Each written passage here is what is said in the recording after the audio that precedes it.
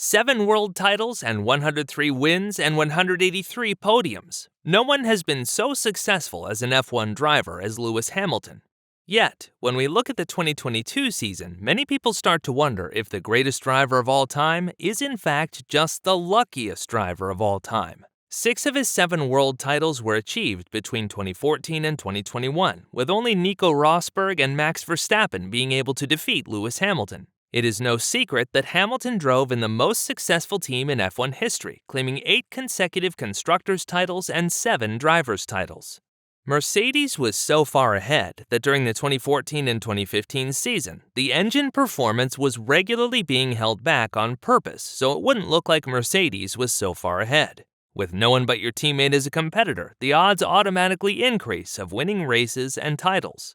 With the extremely bad performance of Lewis Hamilton in 2022 and being outcompeted in nearly every race by his new teammate George Russell, more and more people wonder whether Hamilton was just the luckiest driver, driving for the right team at the right time with teammates that would not pose a serious threat. Rumors spread that even Hamilton started to doubt his own achievements. Sources around Hamilton confirmed that he just can't seem to understand how to close the gap to his talented rival George Russell. Russell is seen as one of the greatest talents in F1 and is the only driver so far who has scored points in every single race. In this video, we dive deeper into Hamilton's career and how we can conclude that Hamilton was just the luckiest driver in history. Before we get into that, don't forget to like and subscribe to our channel, The Racing Guru. Hamilton entered the F1 in 2007 as a McLaren driver. He had the 2-time consecutive world champion Fernando Alonso as a teammate, and no one expected Hamilton to be a serious threat to Alonso as he just entered the Formula One. Alonso just won 2 back-to-back championships, defeating no one else but Michael Schumacher. However, it was Hamilton that achieved 9 consecutive podiums and won 4 races. Yet he did so when McLaren was notorious for having the fastest car of the season. Through internal struggles between him and his teammate, they both ended 1 point behind the world champion, Ferrari driver Kimi Räikkönen. This dramatic end of the season, which should have seen a McLaren driver on top, resulted in Alonso moving back to Renault, while Hamilton stayed with McLaren. In 2008, Hamilton was in a fierce world title fight with Ferrari driver Felipe Massa. Hamilton eventually won the world title by passing Timo Glock in the last corner of the last lap of the Brazilian Grand Prix. Many claimed that this was just plain luck and that Timo Glock did this on purpose. In the next 5 years of Formula One, it became evident that Hamilton posed no threat to win another world title. While he did have sporadic moments of greatness, he only achieved to win 13 races in those 5 seasons, whereas he won 9 races in only his first 2 seasons. In 2010, Hamilton got a new teammate as Heikki Kovalainen didn't prove to match the McLaren driving standards. In the 3 years Hamilton and Jenson Button drove together, Hamilton was outranked once in 2011, securing a 5th place in the championship standings. Things really become interesting from 2013 onward when Hamilton made an unexpected switch to Mercedes, joining Nico Rosberg as a teammate.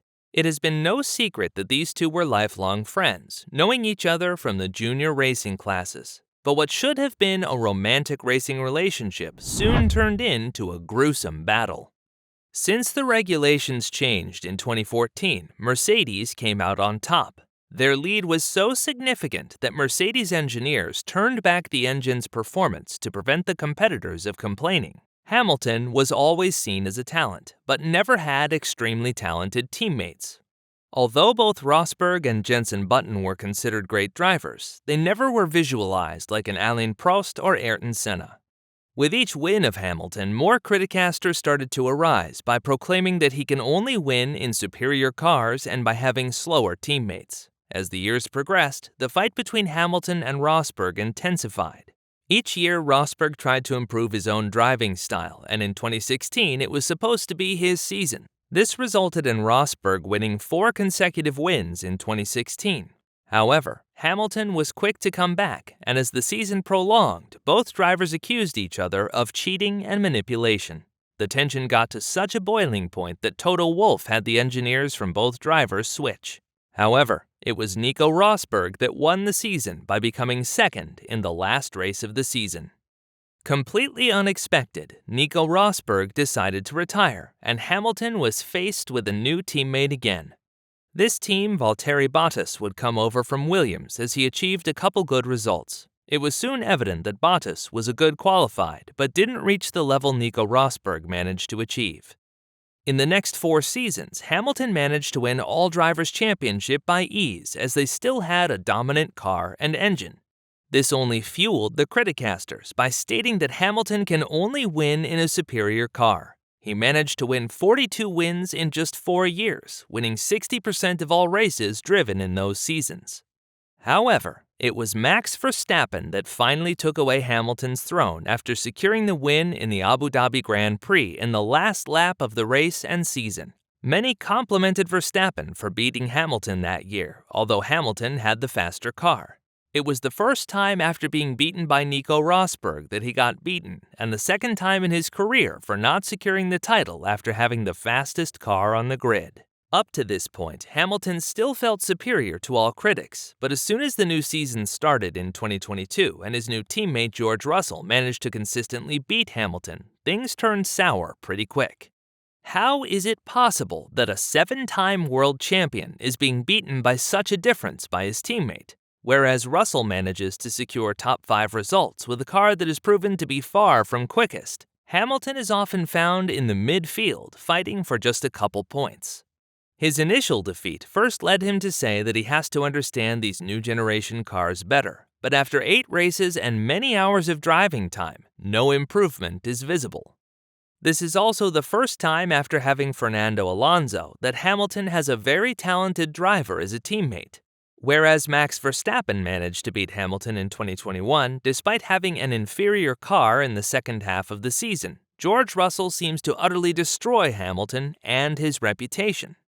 Would it have been better for Hamilton to retire after last year's debacle? Sure, it would have been a hard pill to swallow, but his reputation would still have been intact.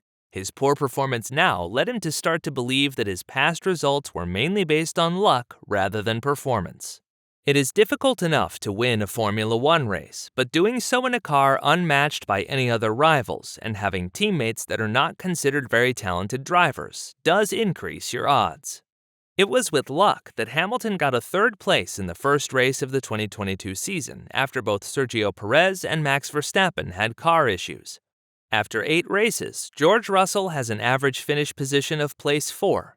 Hamilton is with an average finish position of 6.63, far behind his teammate. If we look a bit deeper, we see that the king of qualifying is not king anymore. Where Hamilton achieved 103 poles in his career so far, outcompeting anyone else, he now struggles to defeat his teammate in qualifying. Interestingly, the average grid position is 8.25 for Hamilton and 7.38 for his teammate George Russell. He has been out-qualified by his teammate 3 times in a row now. During the races, it becomes evident that Hamilton misses fighting spirit now that he doesn't have a car to win races. Even more pressing is the $40 million Hamilton makes a year, while his teammate, who makes much less, easily manages to defeat him. It must have been tough times for Hamilton after losing a world championship in the last lap the previous year, only to be defeated by your teammate the next year. One can't deny Hamilton's statistics, yet we can conclude that whenever Hamilton doesn't have a race-winning car, his results are very poor. Let me know what you think. Do you think Hamilton is the greatest driver of all? Let me know in the comment section below, and don't forget to like and subscribe.